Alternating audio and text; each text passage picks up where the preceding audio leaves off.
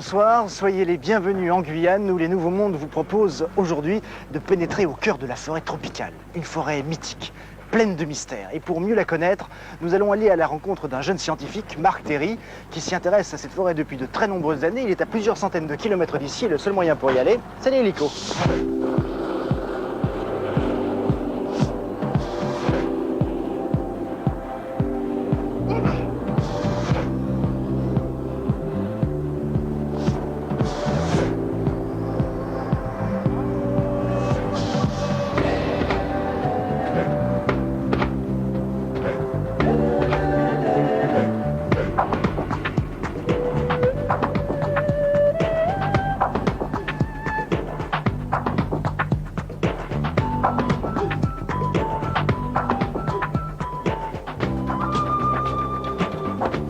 Vous êtes près d'un aéroport, j'ai l'impression, Marc. Là, on a un bruit un peu spécial, oui, ce sont les singes hurleurs qui se réveillent et qui se mettent à... C'est des singes, ça? Ce sont les singes, oui. C'est bizarre, on dirait de loin le bruit d'un avion qui approche du camp. Oui, un peu, oui. Bon, ils sont au moins à 500 mètres, hein, donc c'est pas très puissant. Expliquez-moi, Marc, pourquoi alors des scientifiques viennent s'installer dans un endroit si isolé, au beau milieu de la forêt tropicale? Parce que là, on est perdu quand même. Ah, nous sommes assez éloignés, là, à peu près 100 km à l'intérieur de la forêt. Et en fait, l'intérêt, c'est d'avoir une zone complètement intacte, éloignée des zones de communication, des parcours utilisés par l'homme pour la chasse ou pour l'exploitation forestière. Et donc d'avoir un point de référence en forêt primaire intacte qui nous permette de comprendre les processus naturels qui s'y déroulent. Alors pour comprendre ces processus, vous étudiez quoi plus précisément? Principalement la régénération forestière en elle-même et donc le rôle prépondérant des animaux dans cette régénération. Car dans les forêts tropicales humides, la majorité des espèces végétales sont disséminées par l'intermédiaire des animaux frugivores. C'est-à-dire qu'en fait, ce sont les animaux qui aident aussi à la forêt à se régénérer? C'est eux qui participent essentiellement à sa régénération, oui. Là, vous m'apprenez quelque chose. Quand on parle de forêt primaire, puisque c'est le terme que vous avez utilisé, ça veut dire que c'est une forêt très spécifique? Oui, c'est une forêt qui a évolué naturellement, sans influence de l'homme pendant des siècles et des siècles.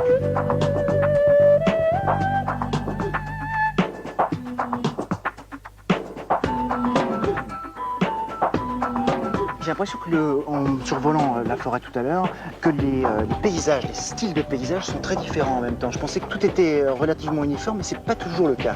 Oui, nous avons une grande hétérogénéité qui est apportée par cette montagne, cet Inselberg. Oui. C'était une des raisons qui a fait que nous sommes venus ici, c'est que cet Inselberg permet à un grand nombre d'espèces d'habiter cette forêt, donc c'est un intérêt supplémentaire à la recherche. Il n'y a pas d'autre point de référence que les arbres et toujours les arbres. Ah oui, c'est la forêt, c'est le plaisir justement d'y être, c'est que c'est un milieu entièrement naturel. Bon, mais si on allait découvrir ce qu'il y a à l'intérieur de cette forêt. Allons-y, alors ce que je vous propose, c'est maintenant d'aller la découvrir, en commençant par le haut, donc nous allons grimper dans un des plus grands arbres présents ici, et afin de la découvrir. Allons-y.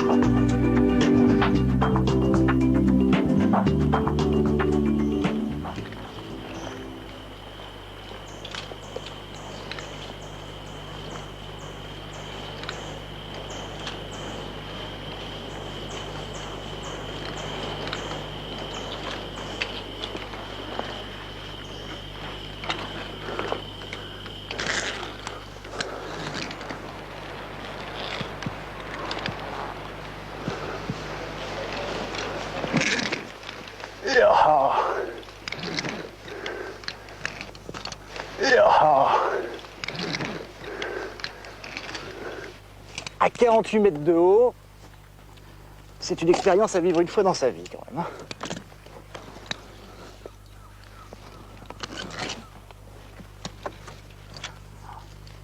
C'est superbe. Voici une vue de la forêt tropicale qui n'est pas donnée à tout le monde. Ça se mérite en fait, un tel spectacle. On est monté à combien de mètres précisément? Nous sommes là à 52 mètres, donc au sommet d'une colline, dans un arbre émergent, totalement au sommet de la forêt. Ah oui, on a l'impression de dominer le monde là tout d'un coup. C'est normal, c'est habituel pour des scientifiques qui étudient la forêt de placer comme ça des plateformes si haut? Oui, en tout cas, c'est très important d'accéder à la canopée en forêt tropicale, car c'est là que l'essentiel de la vie se déroule. Oui, j'allais vous dire que ce qui est frappant, c'est que plus on progressait le long de l'arbre, plus en fait la végétation semblait touffue, en tout cas importante. Est-ce que ça veut dire que la richesse est davantage en haut qu'en bas? Ah oui, la richesse, c'est l'essentiel de la vie, car bon, c'est là que se trouve le maximum de lumière, donc le maximum de ressources pour les plantes ou les animaux. Donc, oui. C'est vrai qu'on part pratiquement d'une quasi-obscurité en fait au sol. On a une idée plus ou moins de la quantité de lumière qui parvient jusqu'au sous-bois? Oui, nous utilisons cet arbre justement pour poser un capteur de lumière qui nous sert de référence en plein découvert. Donc ici, nous avons 100% de lumière et dans le sous-bois, en moyenne, seulement 1 à 3% de la lumière. Ce qui veut dire que ce 1 à 3% conditionne absolument tout, à la fois le comportement des animaux et la végétation, le type de végétation qu'on peut y trouver? Ah oui, il représente une forte contrainte pour les plantes ou les animaux qui développent de nombreuses adaptations à ce faible éclairement et aussi à une qualité différente de l'éclairement. Et vous, en tant qu'ornithologue, c'est plutôt, je suppose, en hauteur que le gros de votre travail se situe? Oui, une bonne partie, mais également il y a beaucoup de comportements ou d'animaux qui évoluent dans le sous-bois et qu'il est important d'étudier aussi dans le sous-bois. Mais ils peuvent, par exemple, avoir certains comportements dans le sous-bois et s'alimenter dans la canopée, donc il faut un peu faire les deux. Bon, écoutez, si on va donc aller découvrir toute la vie qui se déroule dans ce sous-bois, auparavant on va quitter un court instant la Guyane. Et oui, aussi étonnant que ça puisse paraître, il y a des chimpanzés, des jeunes chimpanzés, qui eux doivent réapprendre plutôt, à vivre sauvagement. Et pour ce faire, eh bien, ce sont les êtres humains qui les aident. Il s'agit d'une expérience vécue au Congo, nous y allons immédiatement.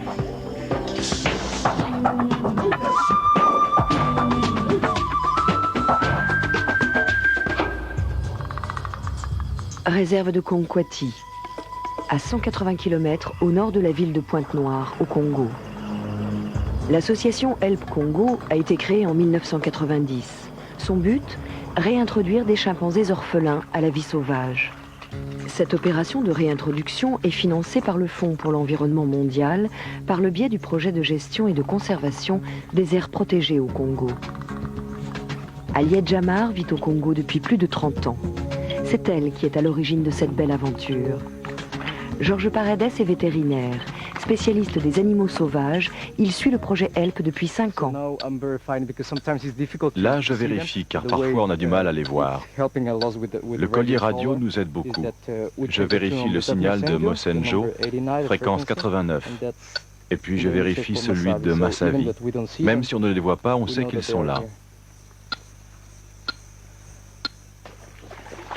Au cœur de la réserve de Konkwati, cette zone de 20 km² est appelée le Triangle.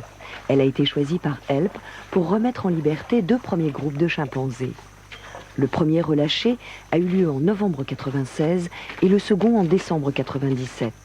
En tout, 15 chimpanzés sur la quarantaine d'orphelins recueillis par Aliette.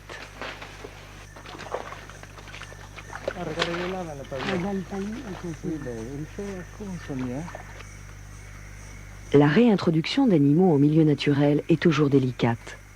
Le but, poursuivi ici par Georges et son équipe, est d'observer quotidiennement l'évolution de leurs protégés pour suivre leur progrès et déceler les éventuels problèmes. Il reconnaît déjà Aliette. Il veut rentrer en contact avec elle en l'épouillant. Il se souvient très bien d'elle. Cela fait presque 2 mois qu'il ne l'a pas vue. C'est important pour lui aussi qu'Aliette le reconnaisse et l'épouille. L'épouillage est un comportement social très important dans la vie des chimpanzés. C'est à la fois un souci d'hygiène et une manière de montrer à l'autre que l'on s'intéresse à lui. Tout comme ils le pratiquent entre eux, il semble normal aux chimpanzés de le faire avec les humains qui les ont élevés et qu'ils considèrent comme membres de leur clan. Mais c'est désormais le seul contact physique que l'équipe de HELP s'autorise. Si elle nous le permet, on va essayer de regarder sa bouche.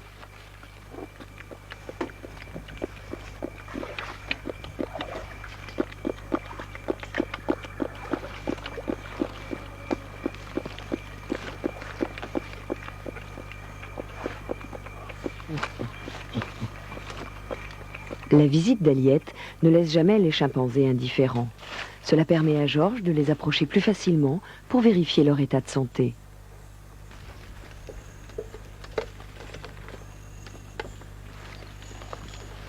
L'évolution constante de leur poids montre qu'ils se portent bien et qu'ils se nourrissent normalement.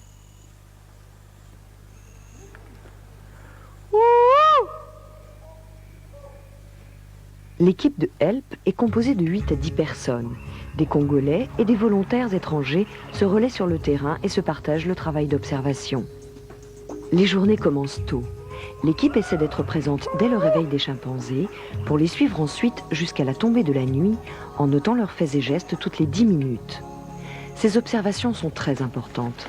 Elles permettent d'évaluer leur comportement et de le comparer à celui des chimpanzés sauvages.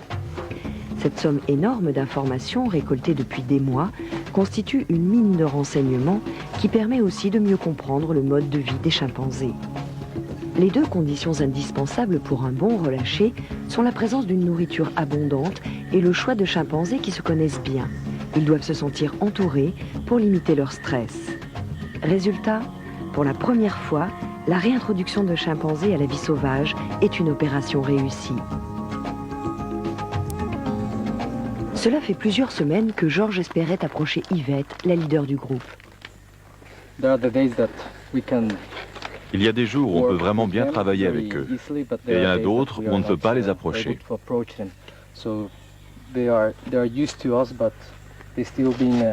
Ils ont l'habitude de nous voir, mais ils restent des animaux sauvages. Depuis qu'ils ont été relâchés, ils se séparent peu à peu de nous. Mais quand quelque chose ne va pas, ils savent qu'on essaye de les aider.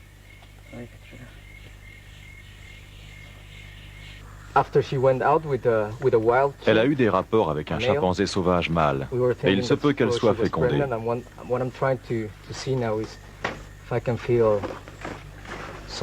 J'essaye de sentir quelque chose dans son abdomen, mais elle a mangé beaucoup de feuilles de marron tassées,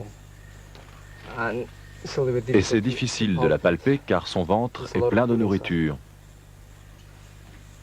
Si Yvette est enceinte, ce sera la première fois qu'un chimpanzé élevé en captivité se sera reproduit avec un individu sauvage.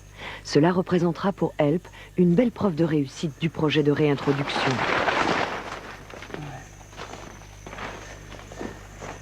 Une prise de sang devrait permettre à Georges d'en avoir le cœur net.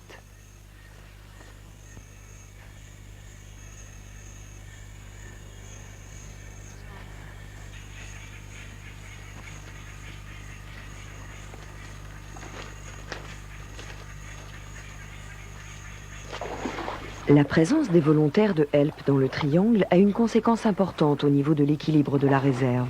Les braconniers se font de plus en plus rares et les autres animaux n'ont plus peur de s'y aventurer. Les chimpanzés prennent de l'assurance et explorent de nouveaux territoires. Au début, quand on les a relâchés, c'est nous qui leur montrions où trouver des fruits dans le triangle. Maintenant, c'est le contraire. C'est nous qui les suivons, parce qu'au bout d'un an, ils savent où sont les fruits. On se contente de les suivre pour voir ce qu'ils ont appris cette dernière année. Le campement de base de HELP se trouve en haut du triangle sur le bord de la rivière. Les équipes sont de retour, la réunion peut commencer. Ça va? Oui, ça va. Bien passé? Voilà, c'est bien passé.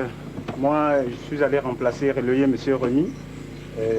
Chaque soir, un débriefing permet à chacun de faire part de ses observations. Les déplacements des chimpanzés sont reportés sur une carte et le dossier de chaque animal est complété en détail. Après le repas, la nuit sera courte.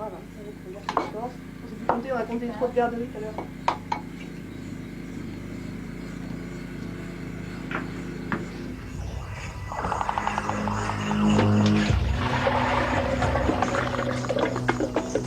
Ici, ce sont des mamans congolaises qui remplacent la famille perdue des jeunes orphelins. Après avoir été nourris au biberon, ils ont été sevrés et font leur premier pas en semi-liberté. Chaque jour, Elisabeth leur prépare une bouillie à base de farine lactée.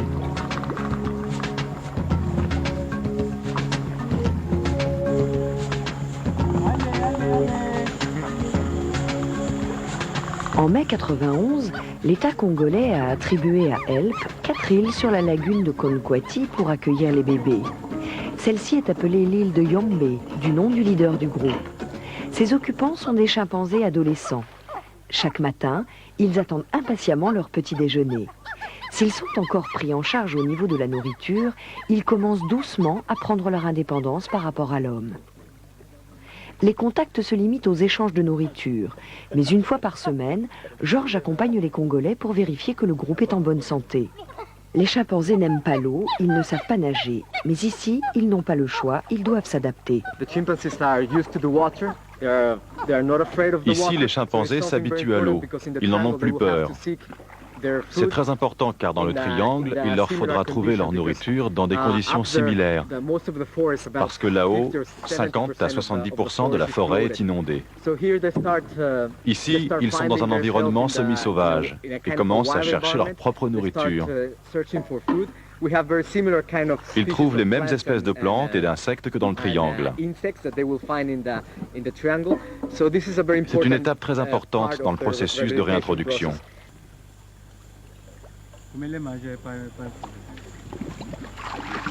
Les chimpanzés ont des personnalités très différentes. Il faut comprendre chaque individu pour le préparer au mieux à sa réintroduction en forêt. Mickey est plutôt intelligent. Il nous imite beaucoup. Parfois, il va dans la pirogue, prend la pagaie et commence à jouer comme s'il pagayait.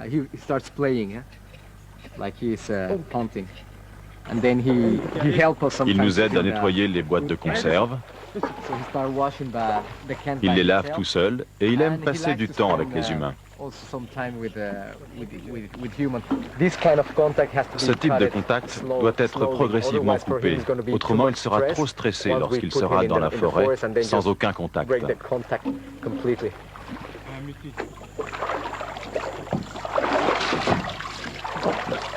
Pendant ce temps, Aliette a rejoint l'île des bébés. Mais aujourd'hui, elle est inquiète. Seuls 4 chimpanzés parmi les 13 sont venus l'accueillir. Ah, Yamunana. Fobo, viens masser. Fobo! Fobo, viens. Même ils sont même malades, là. Là, vraiment.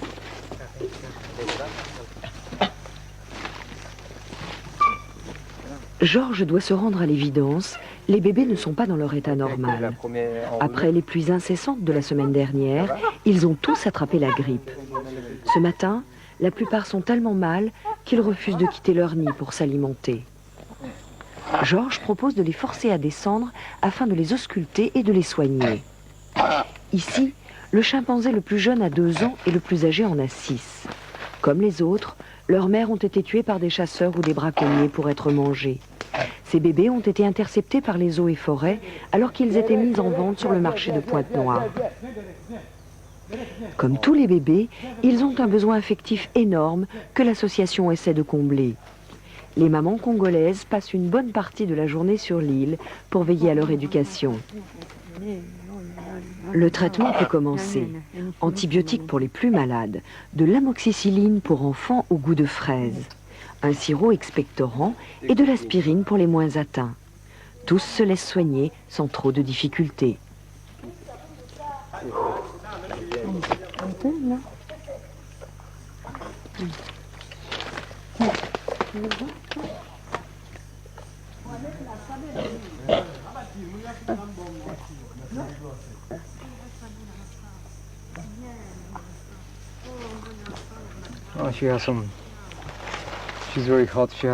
Elle est brûlante. Sa température est élevée. Elle a de la fièvre, elle a des problèmes respiratoires et ses poumons sont atteints.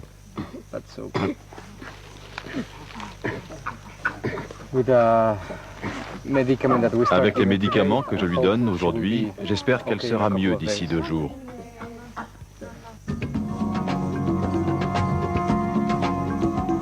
Quelques heures plus tard, les médicaments font leur effet et la bonne humeur revient dans le groupe. C'est la fin du répit pour maman Elisabeth.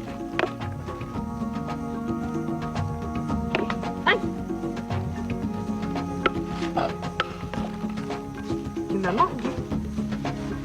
Tu m'as mordu.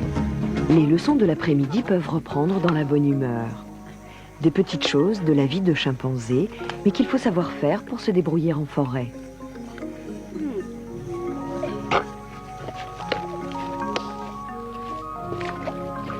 Les 2 bébés fiévreux passeront la nuit au camp, à l'abri de la pluie. Et demain, si tout son petit monde se porte mieux, Georges regagnera la forêt pour continuer son travail.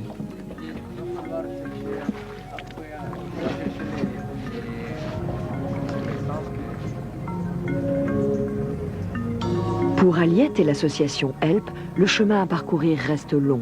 Une trentaine de chimpanzés doivent encore apprendre à vivre libres.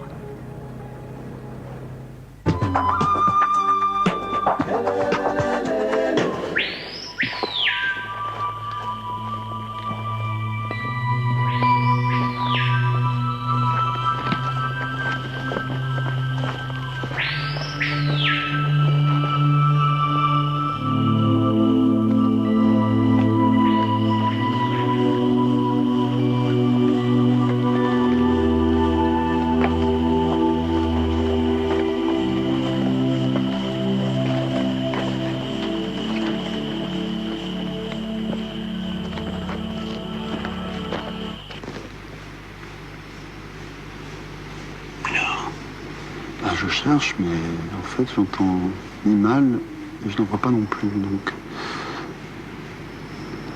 Mais ça va venir probablement, là, c'est pas encore l'heure, ça va pas tarder, je pense. Ce qu'on devrait pouvoir observer là, tout à l'heure ou dans un instant, ce sont les coqs de roche. Ça fait combien de temps que vous vous intéressez aux coqs de roche, vous ? Oh, maintenant, ça doit faire une dizaine d'années. Parmi ces oiseaux, c'est un oiseau particulier qui a un comportement plus particulier, plus spécifique. Ah oui, c'est un oiseau qui a une structure sociale très particulière, bon, qui existe également chez quelques autres espèces en Guyane, dans les forêts tropicales, où les mâles se regroupent sur leur site de parade. Donc chaque mâle a des arènes dégagées au sol. Les mâles sont regroupés dans cet endroit bien particulier et les femelles viennent pour choisir parmi ce groupe un des mâles qui leur semble le plus valable. La sélection sexuelle se fait également sur les couleurs, qui sont un signal pour les femelles de la qualité du mâle. Et donc j'étudie également la communication visuelle chez ces animaux. Est-ce qu'on entend quelque chose ? Oui, effectivement, voyons là. Il y a un mâle qui approche. On est encore assez loin parce que c'est très difficile à observer vu la densité de la végétation ici. Je vois pas bien. Mais un peu plus loin dans le fond, là-bas. Ah oui.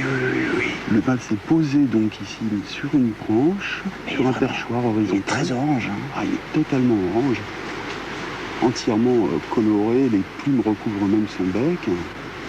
Et voilà, maintenant il joue un petit peu dans les taches de soleil, afin de présenter son plumage sous le meilleur jour. Il joue en fait avec les rayons du soleil. Voilà. Il nous a pas vus là, j'ai l'impression qu'il nous a vus. Ah oui, ils nous ont vus, ils nous regardent en permanence. Hein. Même s'ils sont un peu éloignés, ils nous voient très bien, ils ont des choses. Et maintenant nous voyons un deuxième mâle qui approche. Voilà, le premier mâle saute, se précipite au sol. Alors parlons doucement parce que quand ils sont ce comportement, c'est qu'une femelle est certainement dans les parages. Ah bon ? Oui. Alors à ce moment-là, le premier s'est précipité au sol. Voilà, le deuxième le suit. Donc il se trouve, vous voyez, sur des perchoirs verticaux. Et chaque mâle, en fait, présente son dos à la femelle qui doit être dans le fond ici. Et présente son plumage sous les meilleurs jours afin d'attirer la femelle sur son arène personnelle. Ça, c'est donc la phase je drague. C'est la phase complète de drague, de sélection sexuelle et également de danse sous des spots bien particuliers. Là, quand on les voit avec leur tache de lumière, ils sont quand même relativement repérables, donc ça les fragilise peut-être aussi par rapport aux prédateurs. Ah oui, bien sûr, ça les expose à la prédation d'une manière très très forte. Et évidemment, les mâles mettent des années et des années pour parvenir au sommet de la hiérarchie sociale, mais à ce moment-là, ils sont les plus exposés, donc ils vont probablement un jour ou l'autre se faire croquer ou par un félin qui passe, ou par un serpent qui serait dans les arbres et qui tomberait au sol ici sur leur arène. Ils sont extrêmement visibles.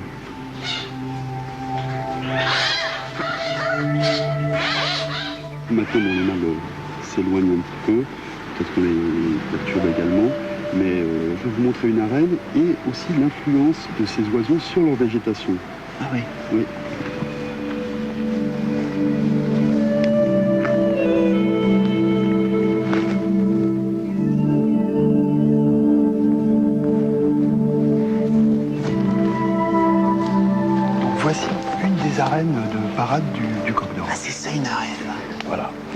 appelle une arène. Donc ici, elle est caractérisée par une zone dégagée où le mâle se pose et il enlève les feuilles en se posant avec le mouvement des ailes.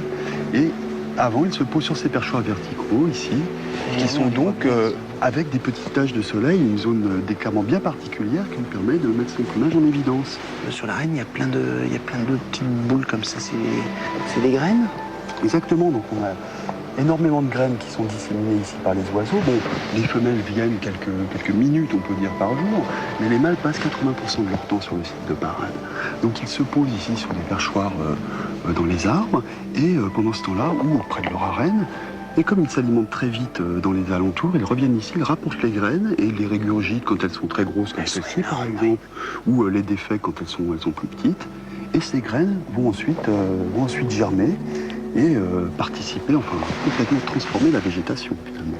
Donc un bel oiseau comme le coq de roche définit à lui tout seul, peut-être pas une géographie, mais en tout cas un paysage de la forêt. Exactement, il va transformer la forêt et il va jouer un peu le rôle de jardinier en lui-même plantant ses graines qui, lorsqu'il abandonnera la zone, peut-être dans plusieurs dizaines d'années, formera une tâche de ressources alimentaires pour son groupe. Bien, mais écoutez, puisqu'on est en train en fait de les s'ennuyer un peu sur leur site de parade, c'est un peu leur chambre nuptiale ici en fait, dans la forêt, on va les laisser en paix. Pendant ce temps-là, nous, on va découvrir une autre forêt. Une forêt qui est un peu du même type que celle-ci, mais elle est en Guinée équatoriale. Et comme chaque forêt, bien, elle a ses spécificités propres. C'est pourquoi un botaniste, Jean Le Joli, a décidé de répertorier différentes espèces végétales avant que cette forêt ne soit trop exploitée.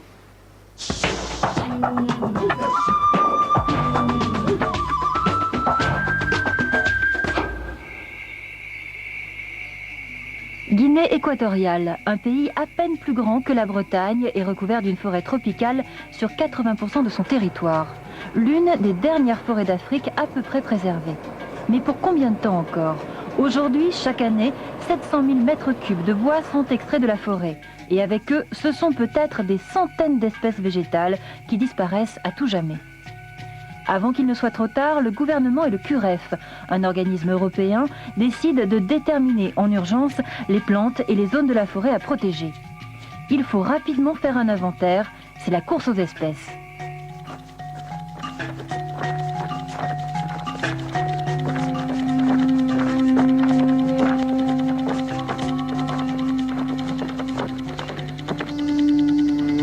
Jean Le Joli, botaniste et professeur à l'université de Bruxelles, est chargé de superviser cet inventaire.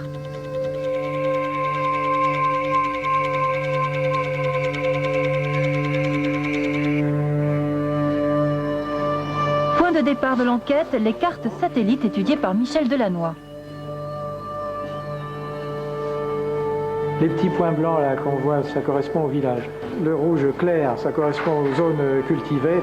Et le rouge foncé, c'est les forêts.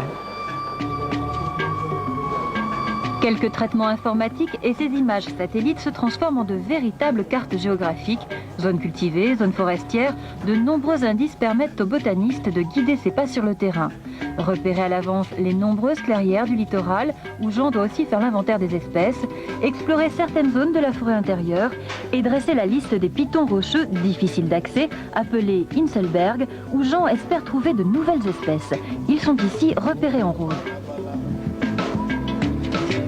C'est très important au départ de pouvoir préparer sa mission de terrain à l'aide des cartes disponibles. Je peux donc dire, tiens voilà, pour aller à cet Inselberg-ci, il y a une route qui passe là, il y a un Inselberg tout près, mais je vais aller voir celui-ci pour commencer, ou cette montagne qui est ici. Mais toutes les cartes du monde ne remplaceront jamais les heures passées sur le terrain. De nombreux pitons rocheux n'ont pas encore été escaladés. On ne peut pas à l'avance savoir, tiens, est-ce que celui-là est plus isolé des autres, et donc il faut presque les faire tous pour être certain de ne pas louper des plantes nouvelles pour la Guinée équatoriale. Première destination, le littoral. Chaque arbre de la zone choisie est identifié, mesuré, dessiné. Le profil est réalisé sur une longueur de 100 mètres de long à partir de la plage. Quasiment du côté droit. C'est un latex normalement qui est élastique. Quand on le touche, les deux doigts restent collés ensemble et c'est ce latex-là qui a donné les chewing-gums chez certaines espèces.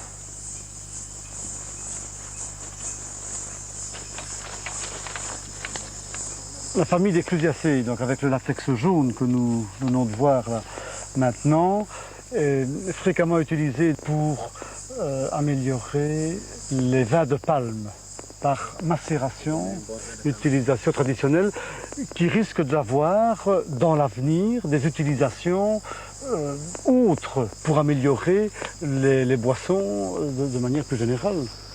Donc 27 mètres. Et il est ramifié à 6 mètres. On a donc une écorce sèche, donc sans latex, et la partie interne est d'un rouge bordeaux très vif, ce qui permet normalement un diagnostic aisé. Mais nous ne connaissons pas la plante pour l'instant. En associant ces deux éléments de diagnostic, on devrait arriver à trouver un nom prochainement. Dans cette zone littorale, la forêt encadre des clairières où fleurissent des centaines de plantes. Jean est accompagné de jeunes botanistes dont il doit compléter la formation. Maurice Enat, Chrysanthos Obama et Norberto Uliena. Pour faire un inventaire, il faut de la méthode. Collecter pour chaque espèce végétale, branche des fleurs et envoyer ces échantillons à travers le monde pour constituer des herbiers de référence. On a intérêt à presser le plus vite possible parce que sinon les fleurs tombent. Nous récoltons toujours 3 exemplaires, se disant qu'il faut un exemplaire qui reste ici à Bata pour l'herbier national de Guinée équatoriale.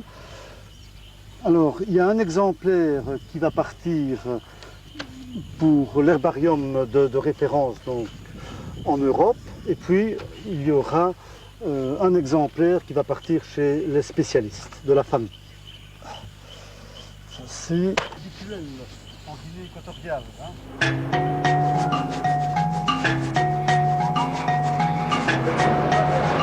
Deuxième destination, la forêt dense de l'intérieur du pays.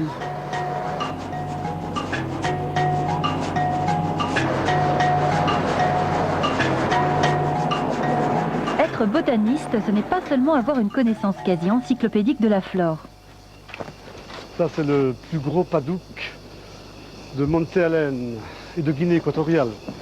C'est aussi savoir percer les mystères de la vie intime de la forêt et des animaux qui l'habitent. Ah, voici un crottin d'éléphant disposé sur notre sentier ici.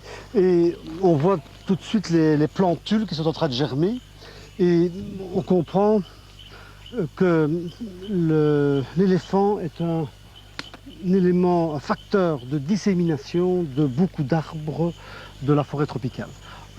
Plus de 80 essences d'arbres sont disséminées par l'éléphant. Voici donc encore une graine qui n'a pas encore germé, puisque en général ce sont des graines très très dures, et c'est ce qui les rend incapables de germer sans avoir été préalablement attendries par le passage dans le système digestif de l'éléphant. Donc en résumé, les grands arbres sont donc disséminés par l'éléphant et donc un principe de base de la conservation est qu'il faut conserver simultanément les éléphants et les grands mammifères en même temps que la forêt et pour pouvoir conserver la forêt à long terme. C'est un des grands arbres qui est régulièrement visité par les éléphants. D'abord pour les fruits. Qui sont encore ici par terre et qui sont très appréciés par l'éléphant. L'éléphant est un grand gourmet qui peut manger jusqu'à 3600 fruits de cet arbre par jour. En plus, il vient compléter son repas en prenant un peu d'écorce ici à la base. On voit que l'écorce a été enlevée récemment. Quand cette plante, cet arbre n'est pas consommé par l'éléphant, ça veut dire qu'il n'y a pas d'éléphant dans la zone. Donc, vous voyez que c'est un élément important pour la gestion d'une réserve. L'éléphant peut faire des migrations de 200 km pour des raisons de gastronomie.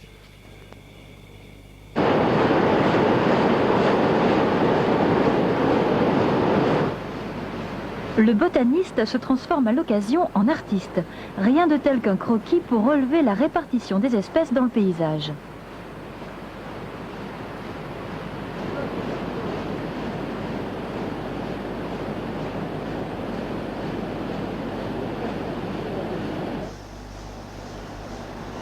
Un des objectifs majeurs de sa mission est de répertorier très vite le plus grand nombre de plantes qui pourraient demain être à la base de nouveaux médicaments. Jean doit donc aussi mener l'enquête auprès des guérisseurs traditionnels.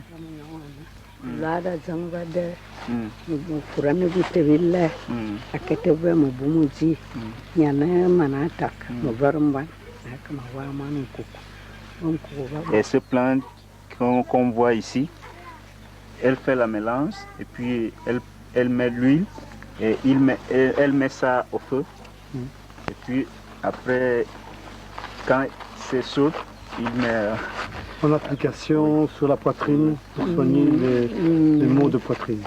C'est très bien. Est-ce qu'elle a également des plantes pour soigner la fièvre ou le palu? Non, il y a fait bien des signes, il y a qu'on a un paludisme. Et cook? Alstonia. Oui. Et encore lequel? C'est les deux. Oui, le citrus. Et le citrus. Dernier objectif de l'équipe, l'ascension d'un piton rocheux. Quelques centaines de mètres de dénivelé, a priori inaccessible. Heureusement, la face nord, moins abrupte, rend l'accès possible. Voilà le Aframomum, dont les fruits sont comestibles. Et en fait, on suce la pulpe et les graines et ça rafraîchit. Et alors maintenant, ce type de pulpe est à la base de boissons rafraîchissantes.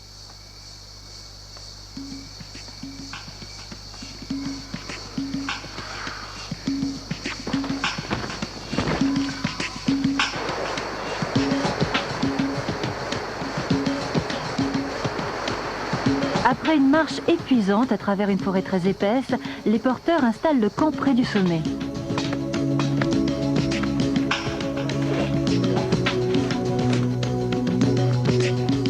Jean profite des dernières lueurs de la journée pour explorer le piton rocheux. Après 3 heures de marche dans la grande forêt équatoriale, nous arrivons enfin sur ce piton rocheux, ce granit très dur qui est là depuis 500 millions d'années et qu'on a qualifié d'Inselberg, c'est-à-dire de montagne de granit au milieu de la forêt. Et c'est un site exceptionnel parce que beaucoup de plantes inhabituelles vont pouvoir se développer. On y trouve à la fois des plantes de milieux secs et des plantes de milieux humides en contrebas. Et on va y trouver des espèces rares, des espèces peu connues, peut-être nouvelles pour la science et qui sont donc porteuses d'avenir pour leurs utilisations potentielles.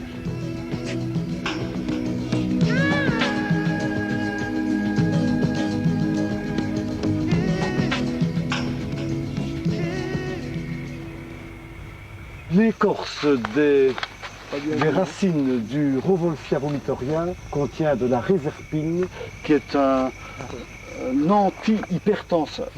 Est exploité de manière industrielle actuellement en industrie pharmaceutique. Et on constate qu'en Afrique, les gens font 3 fois plus d'hypertension en moyenne qu'en Europe. Donc, c'est ici qu'on trouve la plante pour soigner l'hypertension. Ici, un figuier. En médecine traditionnelle, beaucoup de figuiers ont été utilisés pour provoquer la montée de lait dans les seins. Et ça arrivait souvent d'ailleurs parce que parfois la mère meurt lors de l'accouchement et c'est la grand-mère qui va dans la forêt chercher le figuier, fait une macération, fait une tisane et va donc pouvoir allaiter le petit bébé. Et puis, à partir de cette utilisation traditionnelle, on a commencé à réfléchir et on s'est rendu compte qu'il y a effectivement dans certains figuiers des substances qui agissent sur le système nerveux. On a pu trouver de nouveaux médicaments pour soigner les maladies mentales.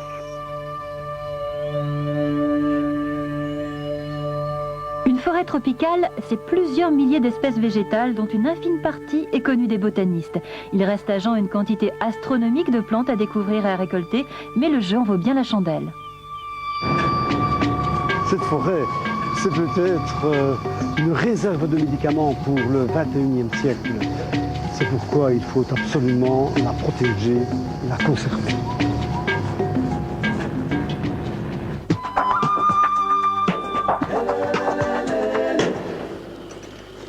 Nous sommes de retour en Guyane, où les Nouveaux Mondes vous proposent aujourd'hui de découvrir en compagnie de Marc Théry les secrets de la forêt tropicale.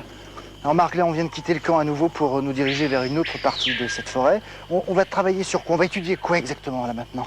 Nous allons étudier la répartition de l'éclairement aux différents niveaux de la forêt tropicale, en partant du sommet jusqu'au sol et en utilisant un système de passerelles.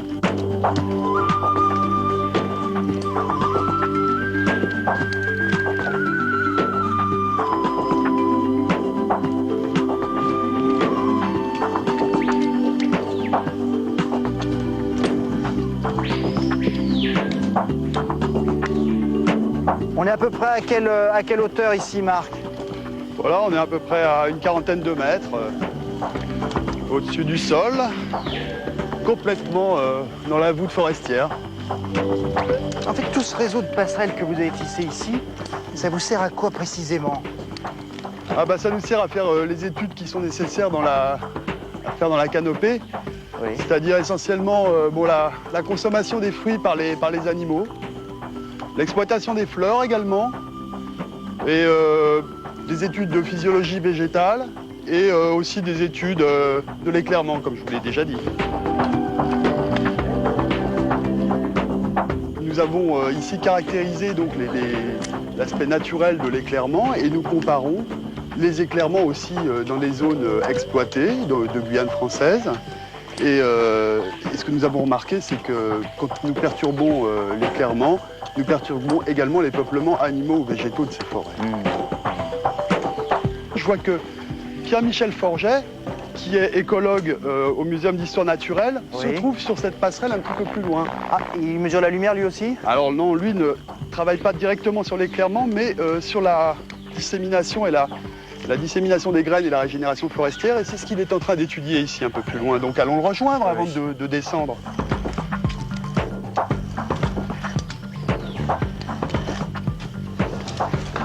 Bonjour Pierre-Michel. Bonjour.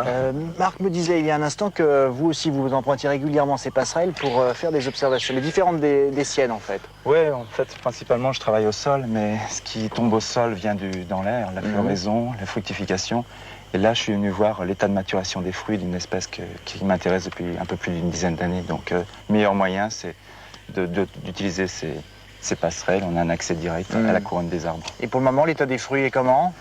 Pour l'instant, c'est le début de la saison des pluies. Les fruits grossissent.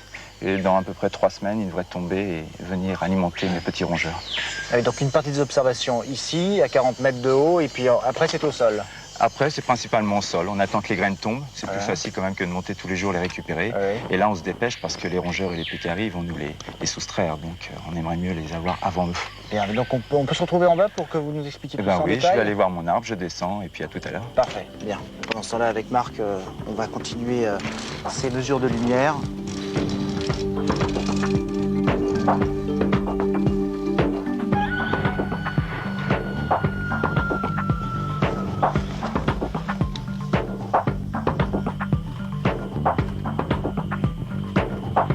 Qu'est-ce qu'on fait maintenant exactement, Marc? Nous continuons nos mesures d'éclairement avec donc ces capteurs qui nous permettent de mesurer également la couleur de la lumière ambiante. Donc, il faut que vous soyez très légèrement en dessous de moi parce que ces capteurs prennent à 180 degrés. Voilà, parfait. Et nous mesurons donc surtout la filtration, évidemment par tous les niveaux de végétation. Bon, la lumière qui passe à travers ces feuilles devient verte, la lumière blanche de la canopée devient verte. Mais par contre, quand nous avons la chance d'avoir des petites taches de soleil, nous avons une lumière qui est orangée dans ce cas-là. Et donc il y a toute une mosaïque de ces différentes couleurs dans la lumière ambiante. C'est pour ça donc que, comme vous nous le disiez, vous étudiez le spectre de la lumière. Voilà, tout à fait. Ce qui veut dire qu'à cette hauteur-ci, c'est des couleurs orangées. Plus on descend, plus les différentes couleurs du spectre changeront. Oui, bon, dans la voûte forestière, nous n'avons que de la lumière blanche en plein découvert. Ouais. Et là, après, de plus en plus d'ombrage, donc de lumière verte ambiante, et également des petites taches de soleil qui deviennent de plus en plus fréquentes, aussi avec des petites ouvertures qu'on trouve dans la canopée. Ici, au niveau où nous sommes, avec le degré de lumière qui parvient à cette hauteur-ci, qui est encore relativement important, ça veut dire qu'on peut trouver une certaine catégorie d'espèces de végétaux qu'on ne retrouvera pas dans 5 ou 10 mètres quand nous descendrons un peu plus. Absolument. Ouais. Il y a toute une adaptation aussi bien à la lumière blanche des zones ouvertes, on appelle ça souvent des espèces pionnières qui vont rechercher cette lumière de zone ouverte, et au contraire dans le sous-bois, toute une adaptation à l'ombrage, et les plantes en fait sont particulièrement sensibles au rapport du rouge et du rouge lointain, de l'infrarouge, mais par contre les animaux vont être sensibles eux à d'autres parties du spectre, et ce qui va leur permettre, en jouant avec ces différents éclairages, d'être plus visibles ou au contraire de se camoufler. Ah oui. Donc en fait, l'arbre qui nous sert de soutien est un champion puisque lui est arrivé jusqu'à la canopée. Exactement, c'est un émergent de la canopée qui, lui, recherche la lumière blanche. Et c'est ce qui dirige sa croissance, en fait. Bien, je vais vous laisser continuer à travailler sur le spectre de la lumière. Je vais aller rejoindre Pierre-Michel Forget. Merci, à tout à l'heure. Parler de la dissémination des graines. Auparavant, on va quitter un court instant la Guyane pour alors un décor totalement différent. On part au nord des États-Unis, en Oregon, où là, des scientifiques observent le comportement de petits oursons. Ils ne sont pas en peluche.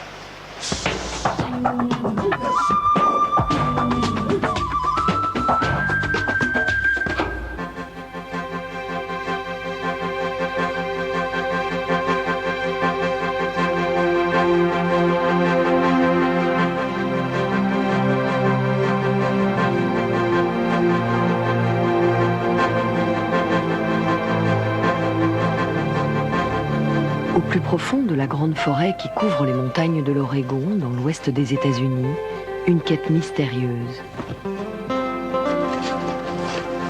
Une attente fébrile.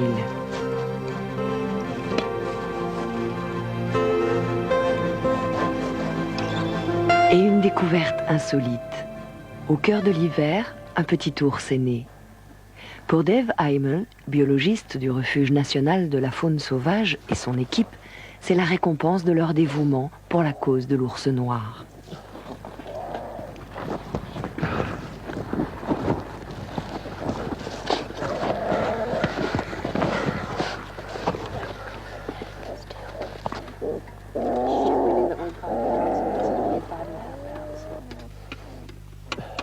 Le nouveau-né est enlevé à la tiédeur de la tanière familiale le temps d'une visite médicale.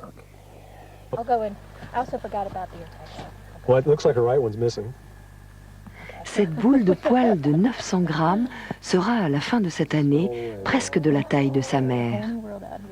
Gina est sous le charme de l'ourson, encore sourd et aveugle. Adulte, il promènera ses 200 kilos en toute liberté dans l'immense territoire qui lui est réservé. Roseburg est un des 500 centres opérationnels du plus grand programme au monde de surveillance de la faune sauvage. Gina établit la carte d'identité de son protégé. Poids, âge, sexe, domicile et même longueur du pelage. Il a de bonnes chances de connaître une existence paisible au sein de ce sanctuaire de la côte Pacifique. Les statistiques témoignent de la vitalité de l'espèce qui ne bénéficie pourtant pas d'une protection intégrale. L'ours est toujours la cible des chasseurs. La dent constitue l'un des meilleurs outils pour étudier un animal. Sur le terrain, on arrache une minuscule prémolaire à l'ours endormi. L'ours n'en souffre pas car il s'agit d'une dent vestige, sans aucune utilité pour la mastication. Une fois extraite, nous l'envoyons au laboratoire afin de déterminer l'âge du sujet en dénombrant les lignes d'accroissement qui apparaissent dans l'ivoire, exactement comme on le ferait pour un arbre.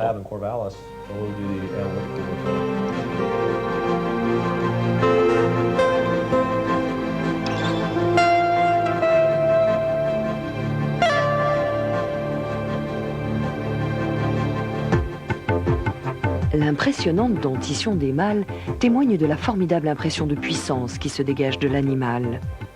Les joutes estivales que se livrent ces costauds de 200 kilos pour s'approprier une femelle et défendre leur territoire sont spectaculaires.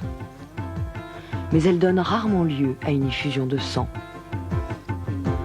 Tout au plus, quelques blessures d'amour-propre. Les mâles se taillent des fiefs immenses, 150 km², auxquels ils restent fidèles toute leur vie, sauf s'ils sont dérangés ou si la nourriture vient à manquer. Les biologistes s'efforcent de délimiter le territoire de chaque animal avec précision. Les femelles se contentent d'un espace beaucoup plus modeste, une vingtaine de km². Chaque ours est équipé d'un collier transmetteur qui émet un signal particulier. Dave peut ainsi sélectionner l'animal qu'il recherche. Aujourd'hui, il est sur la piste d'une femelle repérée par avion et qui hiberne dans ce massif.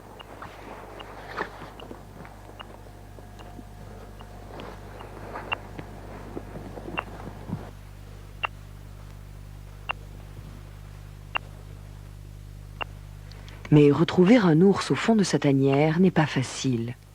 Le repérage aérien donne une précision de quelques centaines de mètres, généralement suffisante pour préparer la mission de terrain. Aujourd'hui, tout va de travers. Dave tourne en rond. L'écho prend un malin plaisir à brouiller la piste. Les bips sont renvoyés d'un versant à l'autre de cette vallée encaissée.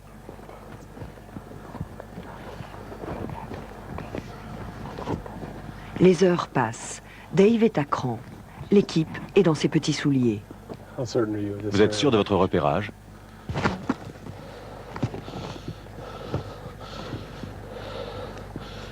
Le temps se gâte. Dave décide d'abandonner. La journée est perdue. Il faudra procéder à un nouveau survol pour retrouver la piste de l'animal.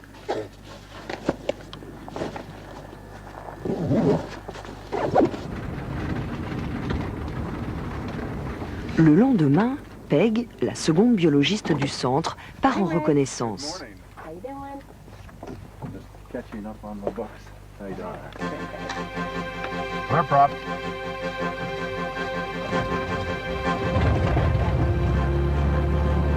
you ready? I'm ready. Oak Ridge Traffic Station Air 77 Charlie Romeo is departing. Commence alors le lent survol du royaume enneigé de l'ours noir.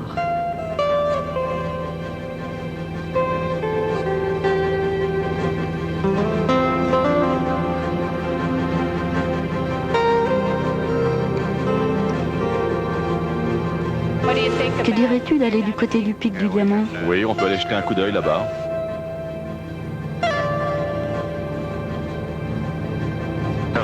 Sacrée montagne de glace, non?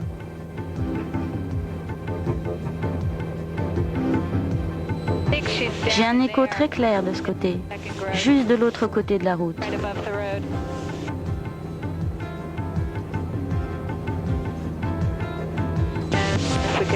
On peut couper par là.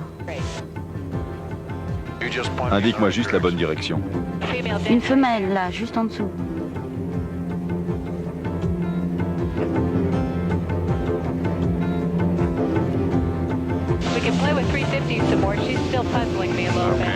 Grâce au bip capté par les antennes disposées sur chaque aile, Peg note la position de l'animal. La femelle est enfin localisée. Un passage à la verticale de la tanière confirme le repérage. La tanière de la femelle est juste là, dans ces rochers. Ok, alors allons-y.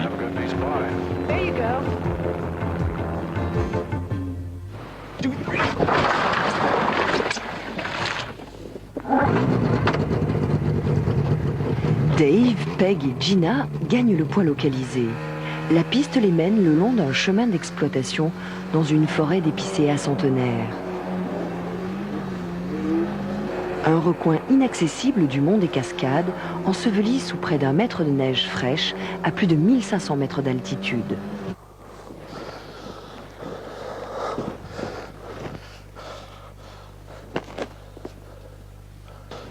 Le reste du chemin se fait à pied. Dommage que la pente soit trop raide pour chausser les raquettes.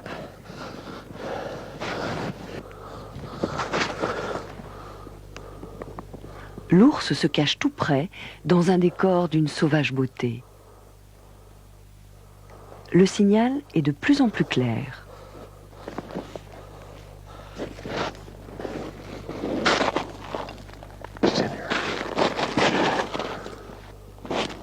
C'est là.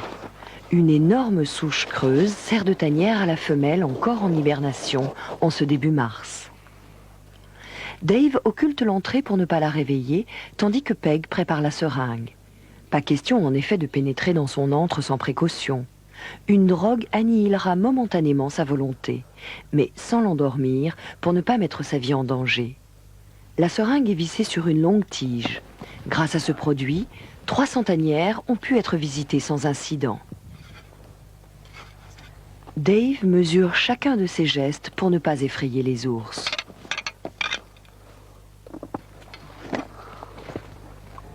Puis il s'approche doucement. L'instant est délicat.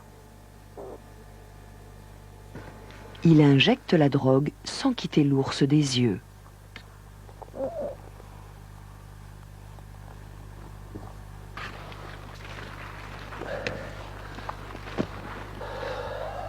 Il faut maintenant attendre que le produit agisse. Si Dave n'a jamais connu le moindre pépin, c'est parce qu'il suit avec précision une procédure parfaitement rodée.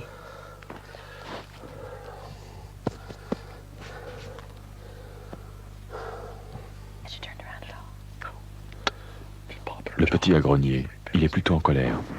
Dave peut maintenant s'aventurer dans la tanière à la recherche de l'ourson. Celui-ci n'hiberne pas. À la naissance, il trouve d'instinct le sein de sa mère qui l'allaite tout en dormant. Le biologiste doit ramper jusqu'au fond de l'étroit boyau pour trouver le petit blotti contre l'ours. Celle-ci ne bronche pas. La tanière, d'un volume très réduit pour conserver la chaleur, interdit pratiquement tout mouvement. Dans cet espace confiné, la respiration de Dave s'accélère, provoquant un nuage de vapeur.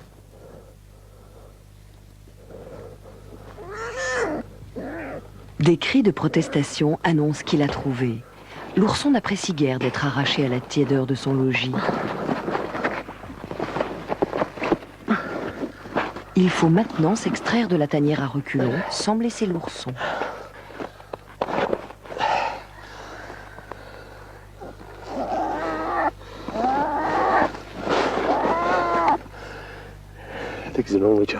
Je crois que c'est un enfant unique.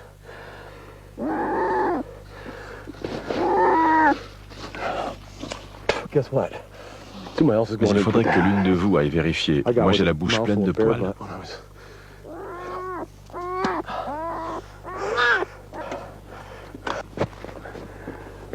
L'ourson s'accroche désespérément à Dave qui essaie de l'examiner.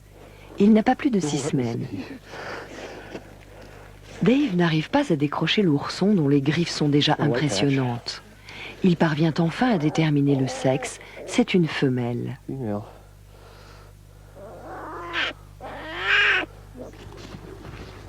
Gina et Peg, qui surveillent la mère, dressent l'oreille. Un grognement les fait sursauter. Gina comprend tout de suite, il y a un autre ourson. Dave croit que c'est la mère qui a du mal à respirer et il s'inquiète. Puis il comprend et demande à Peg d'aller chercher l'ourson qu'il n'a pas vu.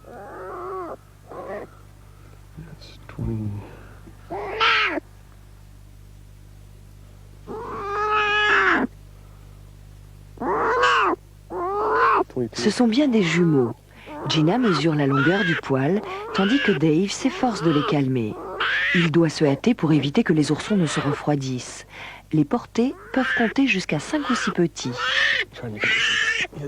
Puis bien vite, il les replace au chaud près de leur mère.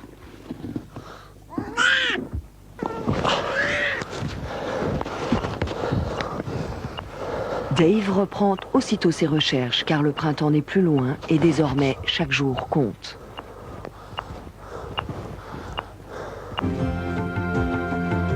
Au premier rayon de soleil, la mère sortira de son sommeil avec un appétit à la mesure d'un jeune de 6 mois. Pour les oursons, la découverte du monde commence.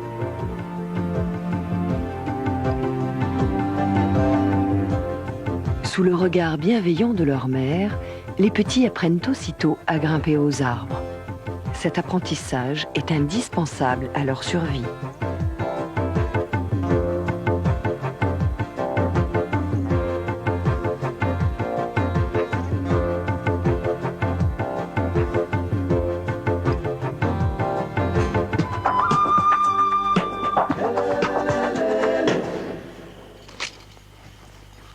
Alors la descente s'est bien passée? Parfait.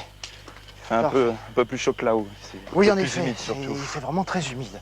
Alors, Pierre-Michel, vous nous avez montré il y a un instant en haut les graines de ces fameux arbres que vous étudiez. Donc ici, nous sommes revenus au sol pour maintenant parler de ce qui devient, de ce qu'il advient plutôt de ces graines par rapport à la dissémination. Alors en fait, donc, la graine tombe à terre et je suppose qu'elle germe. Alors voilà, ici on a donc un exemple, on voit un peu mieux ce fruit. Donc ce fruit est transporté et consommé, transporté par des rongeurs agoutis qui sont des lapins de 3 à 6 kilos qui mangent principalement donc des graines, des fruits avec de la pulpe, qui vivent en couple et occupent un espace de 3 à 4 hectares. Donc au moment de la fructification, ils se concentrent autour de ces arbres. Ils viennent chercher des graines. Comme il y a énormément de nourriture, ils sont un peu stimulés pour faire des réserves. Donc on met des fils au bout de ces graines pour les étudier, ce qui nous permet de relocaliser ces caches et de les décrire. Donc on a l'animal, il vient sous l'arbre, il prend une graine, puis il va repérer dans son espace, dans son domaine, un amoncellement comme ça de litière, ici par exemple. Il va faire un petit trou, il va y cacher sa graine, il va bien refermer délicatement avec les petites pattes, et puis il va partir. Puis la graine va se mettre à germer. Et puis là on voit par exemple des exemples de régénération des années précédentes, avec un jeune plant, qui est à la base donc, de ce cône de palmier. Ici, un autre plant. Également un palmier, un jeune palmier qui a été disséminé par le rongeur. Et puis ici, un plant beaucoup plus âgé, on peut estimer de l'ordre d'une dizaine d'années, qui s'est bien maintenu à proximité donc, de ce palmier qui est une zone assez favorable, riche en litière, en eau. C'est donc ça qui explique en fait qu'à la base d'un arbre ou d'un palmier comme celui-ci, on ne trouve pas en fait ces petits, mais d'autres espèces autour de lui. Tout à fait, tout à fait. Alors là, on a souvent comme une espèce de nurserie d'espèces qui sont concentrées autour des arbres avec de nombreuses espèces de petites graines à grosses graines. Est-ce que ça veut dire alors que si les rongeurs en question venaient à disparaître ou être en moins grand nombre, la régénération de la forêt, ou en tout cas la régénération d'un certain type d'arbre ne pourrait plus se faire? Tout à fait. La graine ne peut germer que lorsqu'elle est enterrée. Car si celle-ci reste en surface, elle est la proie d'autres parasites, d'autres prédateurs, comme des insectes, comme d'autres rongeurs, des pécaris qui vont, eux, se repaître de ces réserves. Mais ce qui nous intéresse plus en détail, c'est pourquoi telle espèce de graine est transportée, à quelle distance, en quoi la taille de la graine va influencer cette distance de dissémination, en quoi les réserves de la graine sont importantes pour le rongeur, selon le type de réserve alimentaire. Et donc, on met en place toute une série d'expériences visant à décrire les relations plus précises entre la graine et le rongeur. Donc on a des caméras qui nous permettent donc d'identifier et d'observer le comportement des rongeurs prenant les graines au sol. Une sorte de vidéosurveillance en fait. Tout à fait, c'est la forêt sous haute surveillance. Bon, quant à nous, eh bien, nous allons nous quitter un court instant. On part de la Guyane pour l'Équateur et nous allons découvrir deux entomologistes, c'est-à-dire des spécialistes des insectes, Benoît Méry et Alain Attal, qui sont partis à la recherche d'un papillon disparu depuis le début du siècle.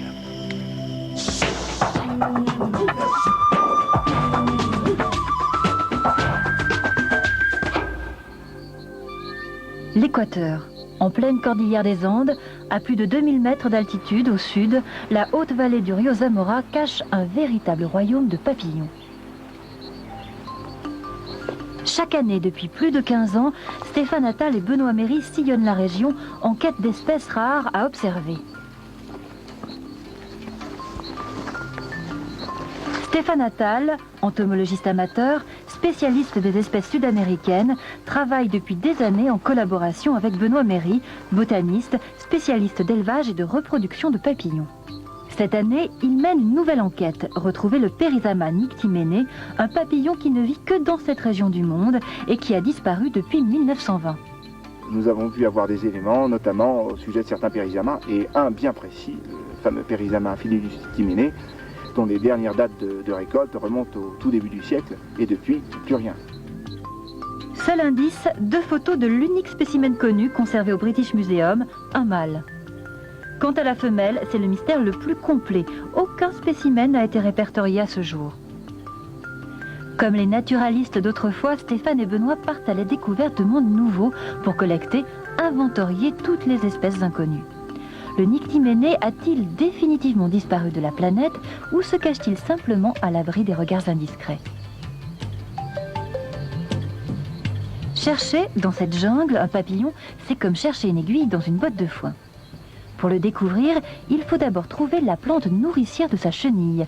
Peut-être les guidera-t-elle jusqu'à lui.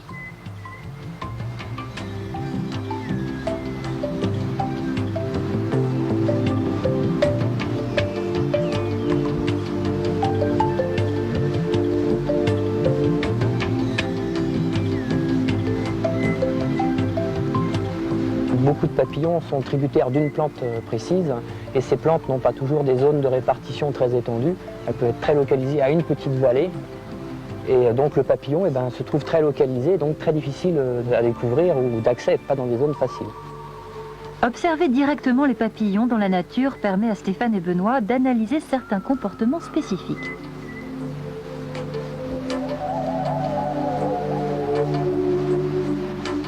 Par exemple, cette femelle actinote qui pond ses œufs sous les feuilles pour les mettre à l'abri des prédateurs et des pluies souvent diluviennes de la région.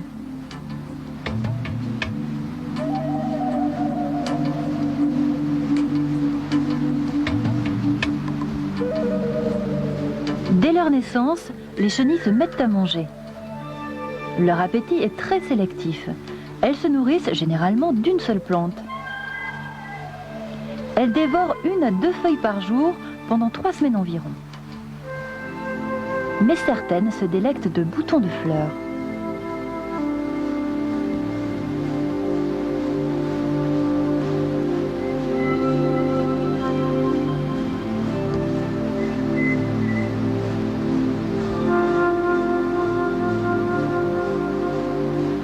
Au cours d'une mission précédente, Benoît a découvert que la plante préférée des Périzama est une liane qui pousse sur les grands arbres, la Serjania, de la même famille que les litchis. Pour la trouver, Stéphane et Benoît décident de se rendre à une altitude de 2300 mètres, très propice à son développement.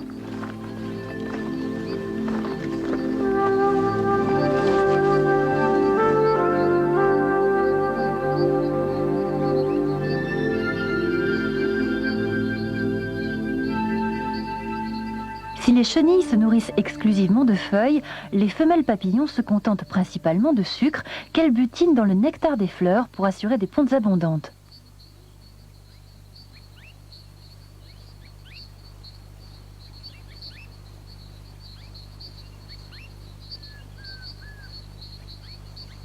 Les mâles, quant à eux, extraient les sels minéraux de l'eau qu'ils filtrent et évacuent aussitôt.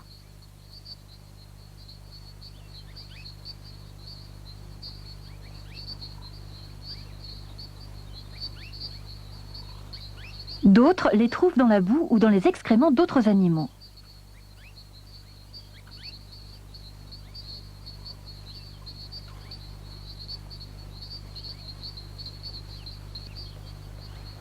Première rencontre avec un périzama. Et ben voilà un périzama Bonplandy albipénis là, qui vient de monter sur mon doigt, il était sur les cailloux. Les périsamas, c'est 2 lignes noires et 5 points. L'évolution a fait disparaître progressivement les lignes et les points. Et là, si je bouge les ailes antérieures, vous allez voir, il y a une petite tache rouge à la base de l'aile. C'est pas évident, il faut que tu voyes bien. Regardez, si j'écarte les ailes ici, les ailes antérieures, on voit apparaître le point rouge, parce qu'il y a une tache rouge au revers des ailes antérieures. C'est un papillon qu'on trouve au nord Pérou, sud Équateur. C'est un papillon commun, c'est un des périsamas les plus communs. L'ascension continue en quête d'autres papillons parmi les 42 espèces de la famille des Périzama.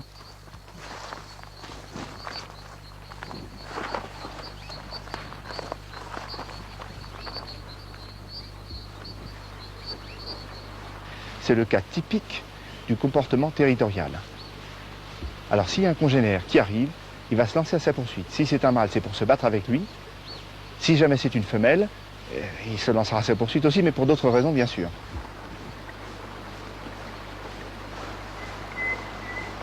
Après 4 heures de marche pour seulement 10 km parcourus, Stéphane et Benoît atteignent enfin une altitude de 2300 mètres.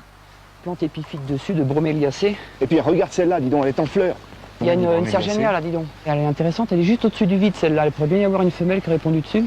Surtout qu'il y a pas mal de papillons mâles là, qui surveillent le territoire. On grimpe? On essaye. Allez.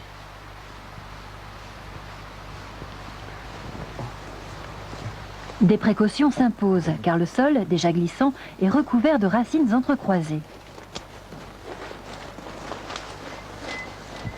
Un peu de boue là? L'arbre qu'escalade Benoît domine un aplomb d'une quinzaine de mètres. Passe. Je te laisse encore du mou? Ouais, un petit peu. Ouais, c'est plus plat là, c'est bien.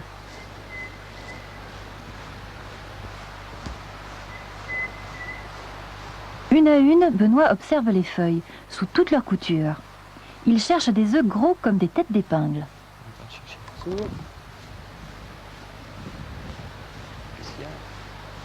Ah bah tiens. Hop. On a une petite ponte là de... C'est une série de petits œufs à coller les uns à côté des autres. C'est recouvert de poils, donc ça doit être une ponte de papillon de nuit. Hop.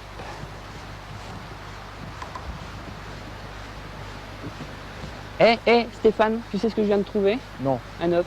Il est vert ou il est bleu? Il est bien vert bleuté. Il est bien vert bleuté. C'est un périsama. Si, je te jure, hein, c'est pas une blague.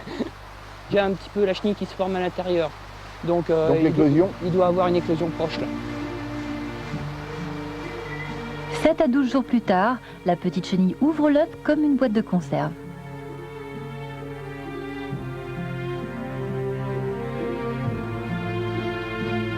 Au cours de sa croissance, elle change de peau plusieurs fois, 4 mues en tout.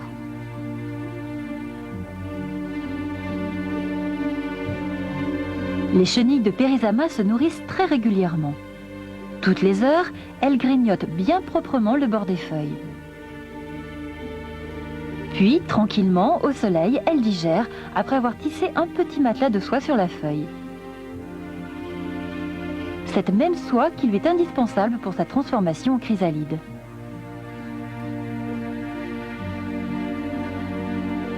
Elle tisse alors un petit coussin sur lequel elle fixe les 2 crochets situés à l'arrière de son corps, un système de velcro très efficace.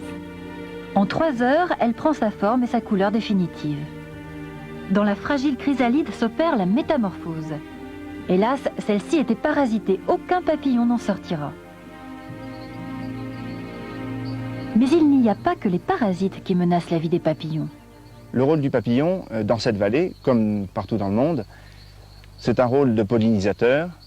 Et dans la chaîne alimentaire, il représente un élément prépondérant parce qu'il sert de garde-manger à beaucoup de prédateurs. Reptiles, oiseaux, araignées, d'autres insectes également. Comme partout dans le monde, quand elles n'attaquent pas, les fourmis, véritables éboueurs de la nature, s'occupent de nettoyer les restes. Ce sont les papillons qui disparaissent parmi les premiers animaux. Au-delà de la nourriture qu'ils représentent pour ces prédateurs, il est un des premiers signes de l'état d'un écosystème, c'est-à-dire l'état d'un environnement.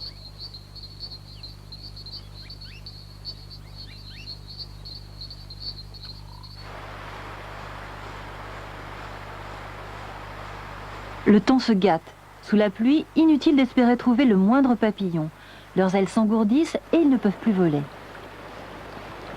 La décision est vite prise de changer de vallée.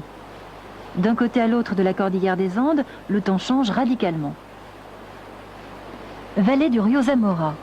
La température passe de 20 degrés à plus de 30. L'humidité de l'air avoisine les 90%. Nous sommes tout près de la forêt amazonienne. À 1400 mètres d'altitude, tout d'un coup, la rencontre a enfin lieu. À plusieurs mètres de distance, Stéphane identifie des périsamas en un clin d'œil. Il y a 2 périsamas. Attends, celui-là qui est de face, attends. Je peux prendre le profil là? Ouais, prends le sens, faut faire attention parce qu'il y en a un qui est de face, je sais pas. Attends, mais c'est un ictiméné celui qui est là, sans l'éteindre. Ben, c'est un ictiméné, fais gaffe, c'est un ictiméné. Faut essayer de l'approcher doucement pour prendre en photo celui-là. Faut pas le louper.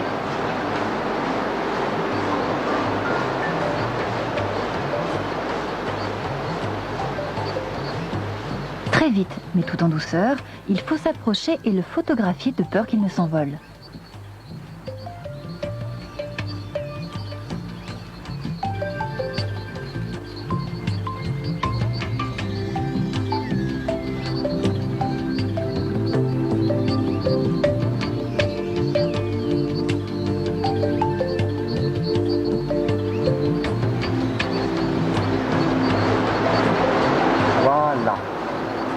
Attends, puisque j'ai la photo, je vais essayer un peu. Tiens.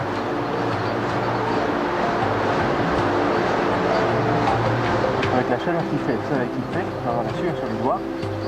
Grâce à ces précautions, le papillon, loin de se méfier, grimpe sur la main.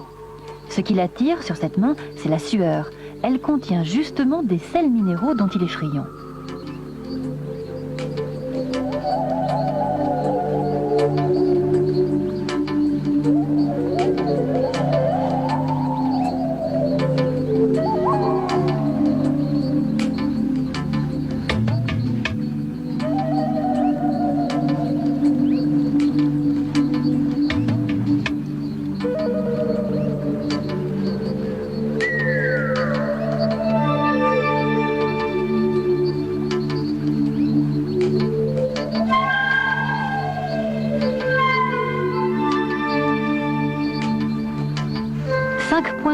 Sur le revers orange de ses ailes, bleu intense sur la face interne, il est bien identique au spécimen du British Museum. C'est un mâle.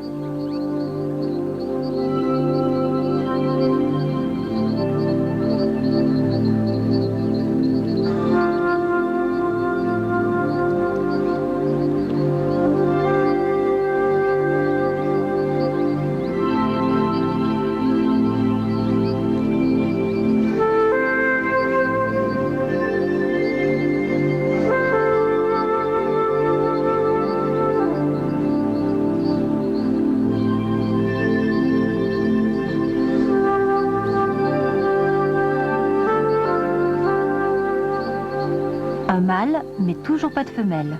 Stéphane et Benoît pensent qu'elle évolue sans doute à la cime des grands arbres. Elle reste encore une énigme à découvrir.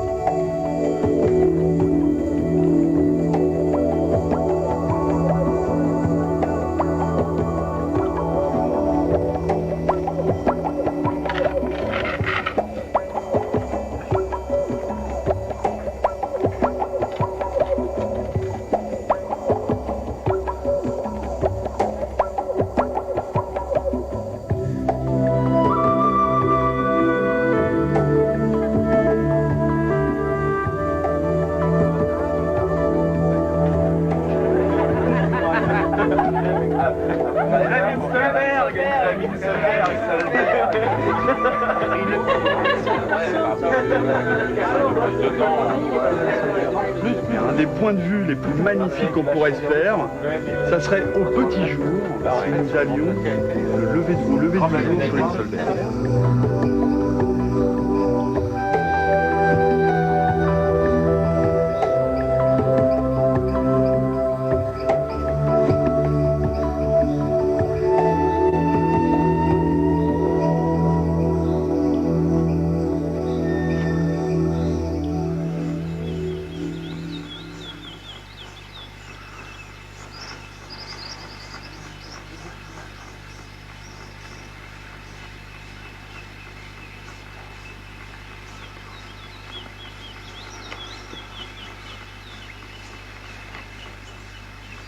Quand le soleil commence à devenir de plus en plus insistant sur toute cette forêt qui s'étale devant nous, c'est vraiment un spectacle étrange.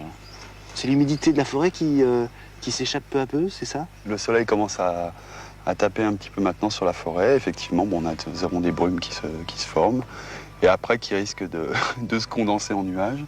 Et en plus, dans l'idée de se dire qu'il y a peu d'êtres humains en fait dans toute cette masse d'arbres qui vivent. Là, je pense qu'à perte de vue, il n'y a absolument personne qui vit dans l'environnement. Oui. Ça a toujours été comme ça? Ça a toujours été une partie du continent sud-américain qui a plutôt été désert du point de vue de la vie humaine? Ah non, pas du tout. Au début du XVIIIe siècle, fin XVIIe, les pères Grillet et Béchamel sont venus ici, sur la rivière Arataï, donc, qui passe devant nous, et ont vu une population importante d'Amérindiens qui habitaient ici, et qui s'appelaient les Indiens Nourag. Ah bon, ouais, voilà. C'est pour ça que le camp s'appelle les Nourag? Bien sûr, nous leur avons dédié le site qui était le leur avant. Vous faites partie de ce qu'on appelle la famille des écologues, c'est ça? Oui, on peut dire que je suis écologue, oui. Je suis plutôt, je dirais, éco-éthologue. Ce qui veut dire, en gros? Que j'étudie la relation entre le comportement animal et le milieu et l'écologie.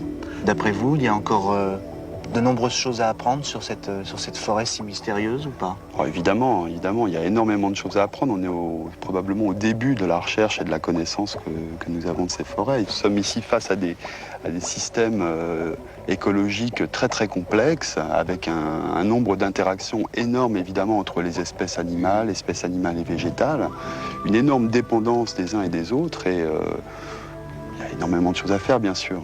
En vous observant comme ça depuis quelques jours, vous pratiquez aussi, j'allais dire, un peu d'observation à l'ancienne. Enfin, j'ai l'impression que c'est un peu comme sans doute ce que certains naturalistes devaient faire au début du siècle ou à la fin du siècle dernier. C'est-à-dire beaucoup, en fait, vous comptez beaucoup également sur vos yeux, sur vos oreilles, même sur les 5 sens. Effectivement, vous avez vu l'aspect relativement spartiate de notre camp. Ce que nous pouvons appeler un laboratoire paraîtrait absolument dérisoire à beaucoup de scientifiques. Ce qu'il faut aussi voir, c'est quand même qu'ici, nous faisons d'abord une collecte des échantillons et que les choses sont analysées ensuite en laboratoire avec des outils plus sophistiqués. Depuis que vous étudiez tout ça, que vous observez tout ça, est-ce que vous trouvez qu'il y a de la part des êtres humains une prise de conscience différente?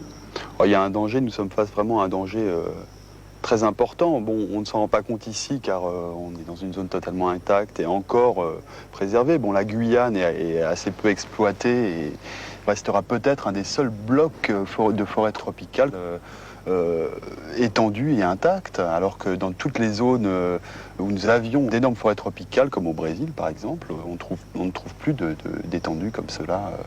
L'étendue aussi importante vierge au Brésil, c'est fini? Bon, il y en a, mais c'est de plus en plus rare. Et je pense que au siècle prochain, peut-être que la Guyane constituera un des seuls blocs encore intacts. Et encore, on ne parle pas des forêts africaines ou des forêts asiatiques, qui sont déjà très exploitées et très menacées. Pas au point de disparaître au XXIe siècle. Or, il est possible il est même probable que des forêts disparaîtront complètement sur certaines zones de la planète. Pour ma part, en tout cas, on est pétri d'humilité, en fait, quand on est ici. Voilà, bien sûr. L'orgueil, ça gomme très vite. Hein. Ah, bien sûr. Là, on est tout petit face à la nature brute et il faut être très humble par rapport à ces problèmes.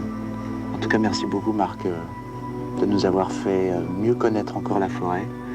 À mon avis, à partir d'aujourd'hui, nous regarderons, nous observerons et nous respecterons la forêt différemment, mieux. Merci de nous l'avoir fait aimer.